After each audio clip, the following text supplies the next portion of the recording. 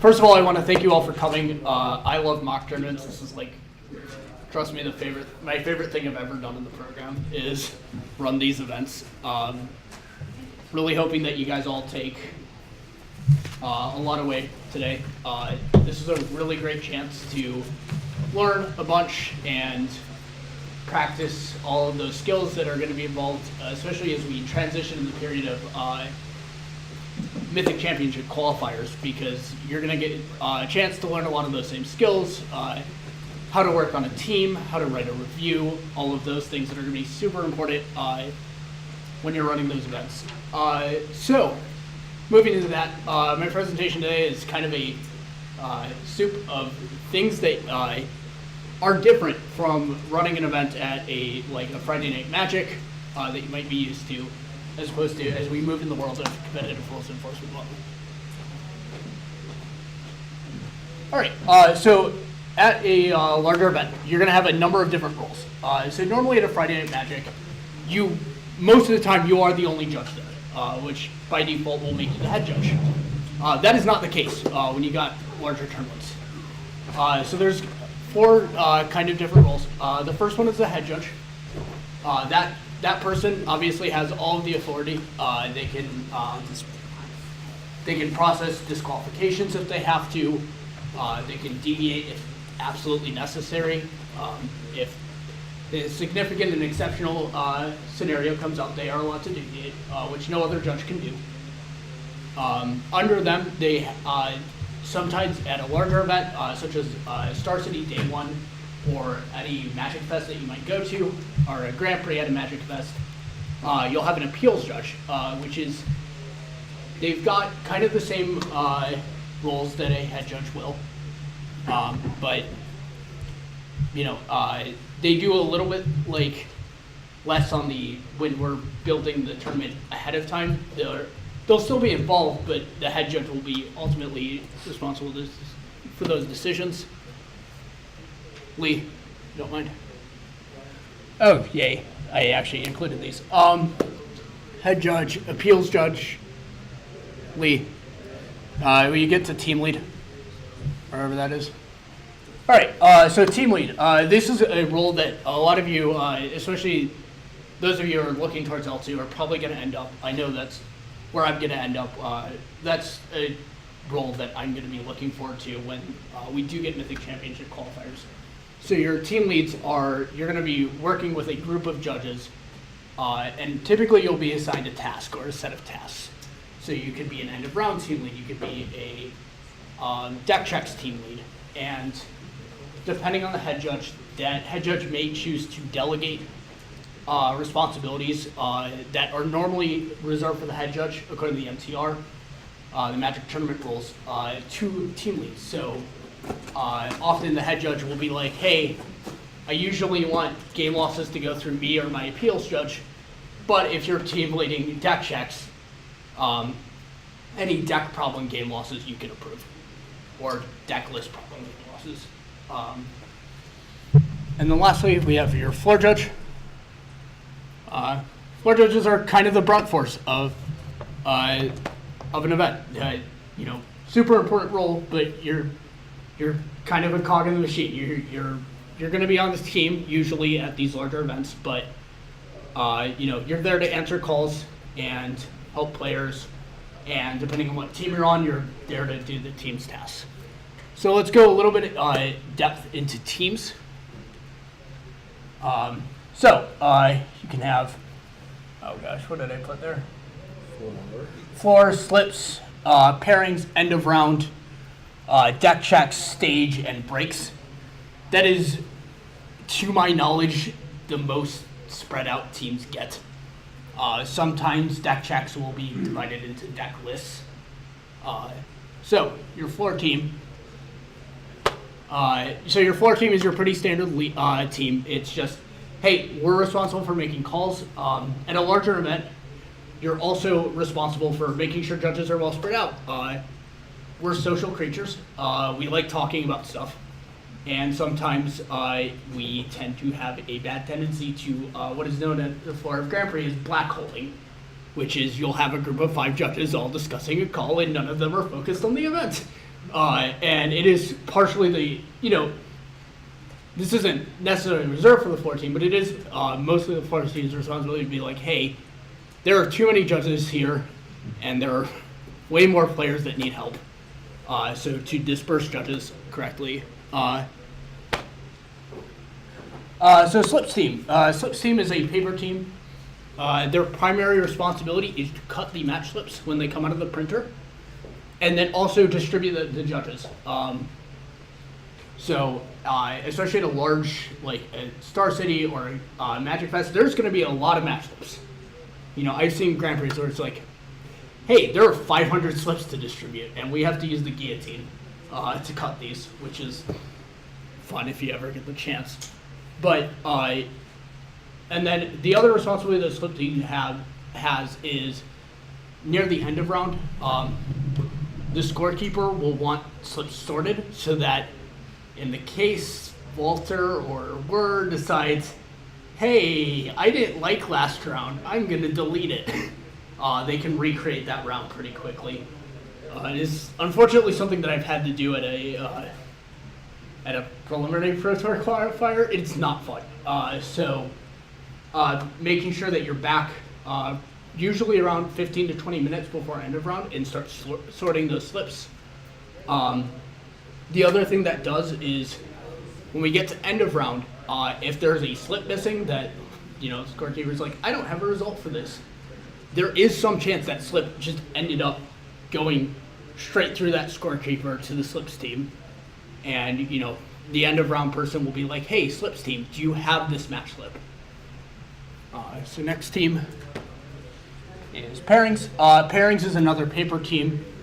So Pairings, as the name implies, they're responsible. They're the first team on the printer because they're going to take those pairings and get them up to the pairings board, wherever those may be.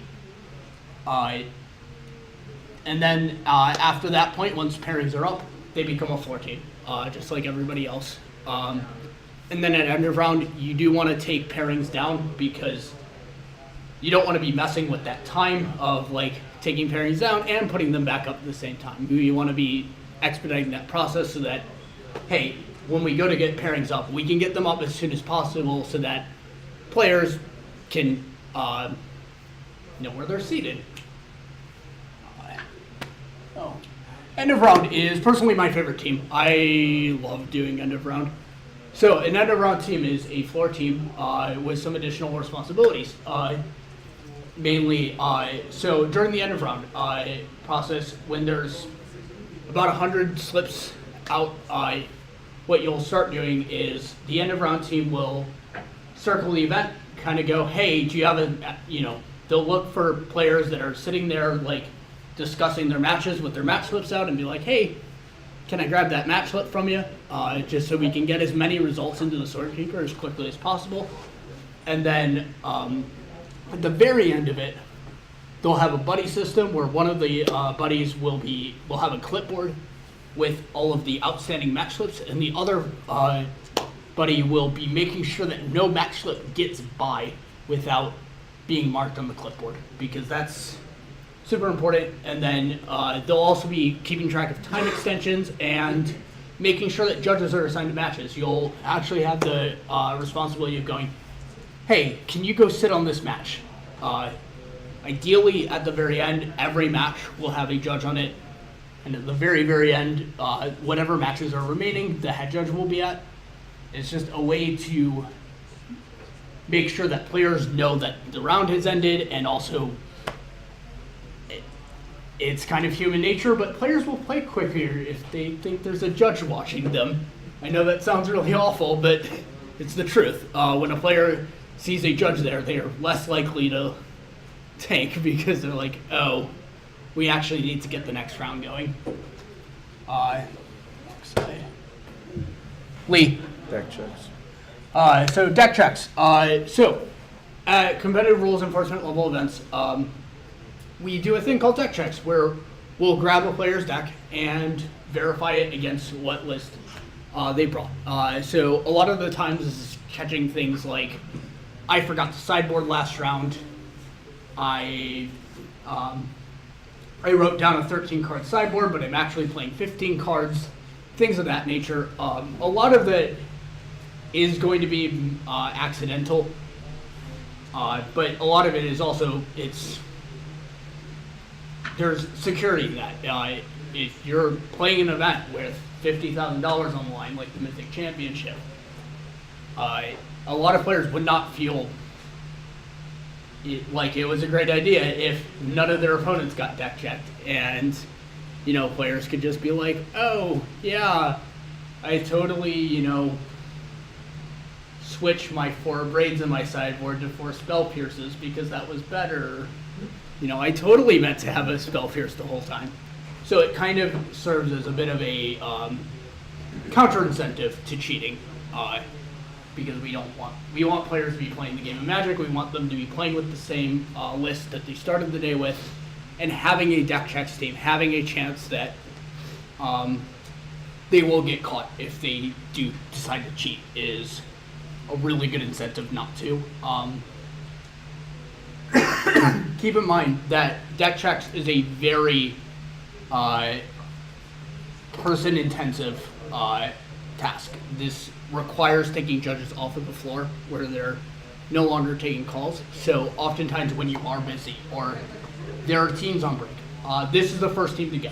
This is the first team to be like, you know what, we don't have the judge power to run deck checks right now. We're just not going to do it this round. Lee, next slide. All right, so match flips. As opposed to Friday Night Magic, stage. Thank you. So your stage team, sorry, jumping ahead of myself. So your stage team is, this is typically only at a Grand Prix at a Magic Fest. Lady, do you know if they have stage team at Star City ever? No, we just on the stage. The people working the stage are the stage team. Okay. People to not bother the scorekeepers at the end, and we take everything. Got it.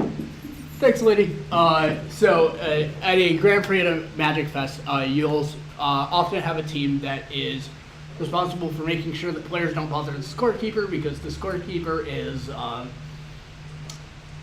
the princess in love letter terms. Don't touch the scorekeeper. She always seems to be in another castle. What? She always seems to be in another castle. Yes.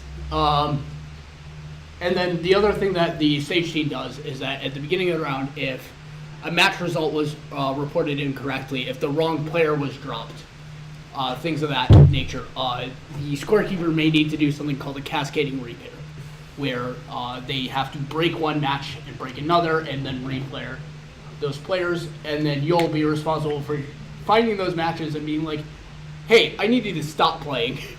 We're gonna pair you against somebody else for this round. And that is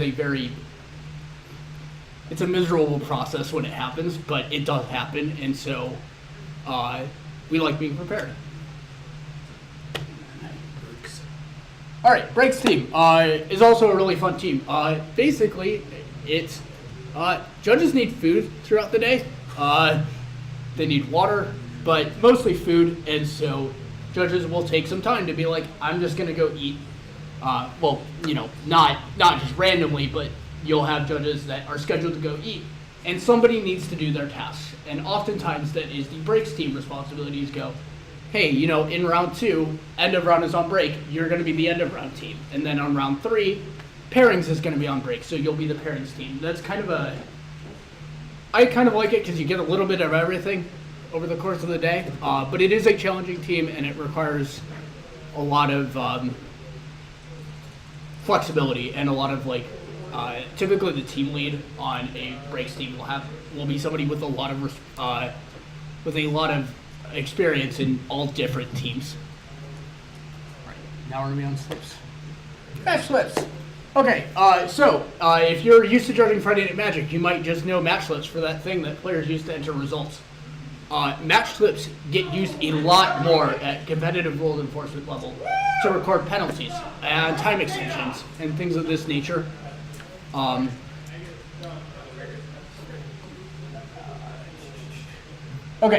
So there are 2 different ways of writing out a match slip.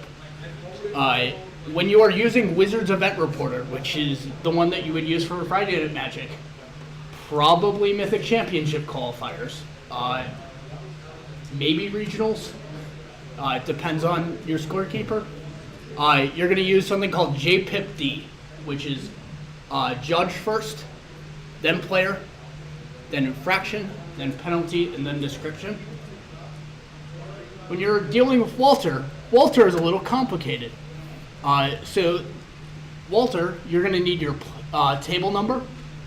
In the case of a team event, you'll need the match number, so that will be, or you'll need match number then table number, which will be like, hey, you're at table 32A. So you'll need match 32, table A. Then you'll need your player name, or your player number, which is either player 1 or player 2. It'll be pretty easy to, player 1 will be on top, player 2 be on the bottom. You'll also want that player's last name just as a verification. Then you'll need your name, and then again, infraction, penalty, description. So, GRV, warning, cast divination for 2 and a white. So let's take a look at some match slips that may or may not have some errors. So slip number 1, and time extensions. Sweet, I put that on the slide. All right, time extensions. Players are going to get time extensions for a variety of different reasons. They either need to go to the bathroom, they got deck checked, they had a call that took longer than a minute. So you'll want to mark those on the front of the slip. I typically do it in the top right corner. So for penalties, you're specifically going to want to use a red or otherwise pen that people don't generally use, so that we can distinguish it from player handwriting. Same with time extensions. You'll want to put, just +3 for like 3 minutes, and then, particularly a larger event, you'll want to initial that as well. That way, if the player's like, hey, we got this time extension, and if you initial it, and players need you for some reason, a judge is sitting on their end around, they're like, hey, the judge put 3 minutes, but they really think I deserve 5.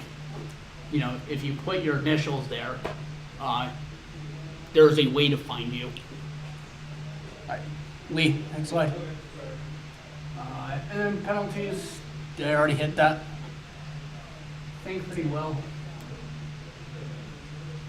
All right, yeah, let's do some example slips.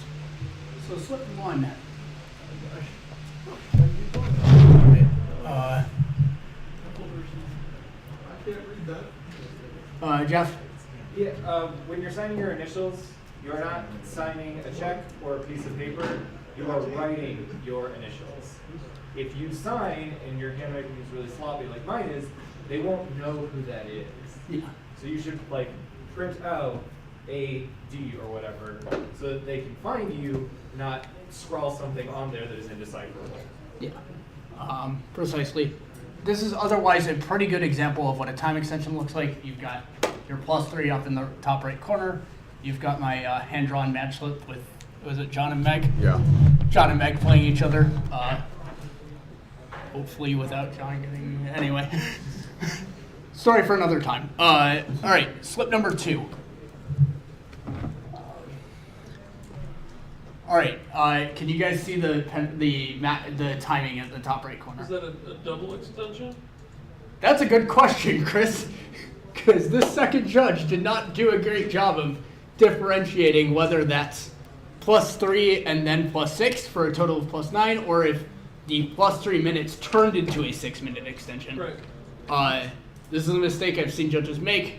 It makes it for a very confusing end of round because you're looking at a match slip being like, well, do these players have 9 minutes or 6? So what we want to do is slide number 3, which is, you still leave the judge's initials there, but you might want to cross out the initial penalty and then just put the total.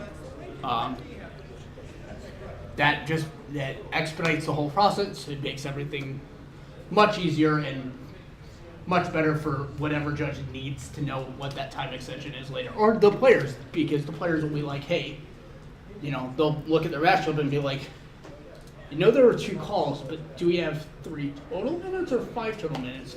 And just making sure that you're clear as water on that is going to be great. So slide number 4. Slide number 4 is this one, Lee. So can anybody tell me what the issue with this match slip is? Yay! So why does that become a problem if you write your penalty out really huge on the match slip? No room for future penalties. Yep, precisely. So you do want to be legible, but there is a difference between legible and taking up the entire match slip. Next slide. All right. Who can tell me what this is? What sort of penalty this is? Like, why is it weird? I can't quite see. Is that a double GRV? It's a GRV failure. Okay. Yeah. So, and I apologize, my phone camera is kind of cruddy, but we have here Hagen McHenry and John Whetstone are playing against each other, and Hagen did not discard down to 7 cards at the end of their turn. And so both players are getting a penalty in this case. One player is getting a game rule violation, one player is getting a failure to maintain game state. This is a way that I have used that kind of, it's less handwriting for me, and most scorekeepers are going to be able to understand what that means. It's just a quick, efficient way to get double penalties out, which I really like. So matchup 5.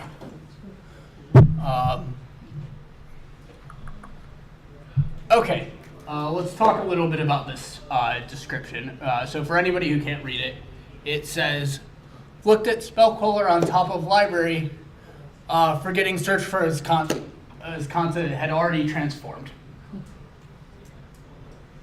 Can anybody tell me what's wrong about this one? They wrote card names and hidden zones. Right.